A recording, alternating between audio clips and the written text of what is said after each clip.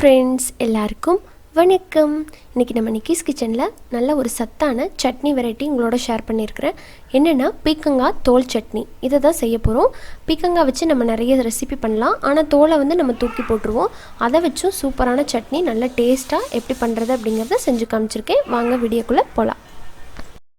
பீக்கங்காய் தோல் சட்னி பண்றதுக்கு ஒரு கடாயில ஒரு 2 ஸ்பூன் அளவுக்கு ஃபர்ஸ்ட் கொஞ்சமா எண்ணெய் சேர்த்துக்கலாம் எண்ணெய் சூடானதும் ஒரு 1/2 டீஸ்பூன் வந்து உளுந்து சேர்க்குறேன் உளுந்து லைட்டாக செவந்து வரணும் அது வரைக்கும் நல்லா வதக்குங்க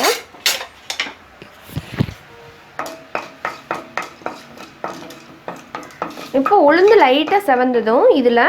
ஒரு 4-5 பல்லு பூண்டு அப்புறமா ஒரு 20 போல் சின்ன வெங்காயத்தை கட் பண்ணியிருக்கேன் அதை சேர்த்துடலாம் இப்போ இது வதங்கிட்டு இருக்கையிலேயே இதில் வந்து காரத்துக்கு தேவையான அளவுக்கு மிளகாய் சேர்த்துக்கலாம் நான் வந்து ஒரு 10 மிளகாய் போல் சேர்க்குறேன் உங்கள் காரத்தை பொறுத்து நீங்கள் போட்டுக்கோங்க இப்போ இதோட ஒரு 1/2 டீஸ்பூன் வந்து சீரகம் 1/2 டீஸ்பூன் மல்லி சேர்த்துட்டு நல்லா வதக்குங்க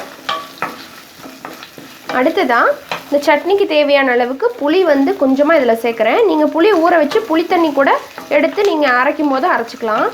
இப்போயே சேர்த்து வதக்கணும்னா நல்லா வதங்கிடும் இது நல்லா வதங்கட்டும் இப்போ வெங்காயம் இதெல்லாம் வந்து நல்லா வதங்கிடுச்சு இப்போ இந்த ஸ்டேஜில் ஒரு 3 டேபிள் ஸ்பூன் அளவுக்கு தேங்காவை துருவி சேர்த்துக்கலாம் தேங்காய் சேர்த்து ரொம்ப நேரம் வதக்க தேவையில்லை ஒரு 2 நிமிஷம் வதக்கினா போதும் இப்போ இது நல்லா வதங்கிடுச்சு இப்போ இதை வேறு பிளேட்டுக்கு மாற்றிக்கலாம் மறுபடியும் அதே கடாயில் ஒரு 2 ஸ்பூன் அளவுக்கு எண்ணெய் ஊற்றிக்கலாம்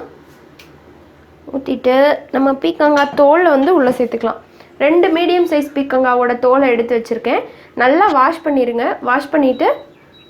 இப்போ உள்ளே சேர்த்துடலாம் மண் இருக்கும் ஸோ 2 டைமுக்கு 3 டைம் நல்லா வாஷ் பண்ணி சேர்த்துக்கோங்க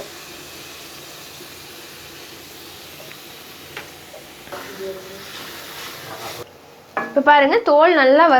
வதங்கி இந்த அளவுக்கு கலர் சேஞ்ச் ஆயிடுச்சு பாருங்கள் இப்போ அந்த பச்சை வாசம் போகிற அளவுக்கு நல்லா இதை வதக்கிக்கோங்க இப்போ இதை ஸ்டவ் ஆஃப் பண்ணிடலாம் ஆஃப் பண்ணிவிட்டு அந்த வெங்காயத்து கூடவே இதையும் சேர்த்துட்றேன்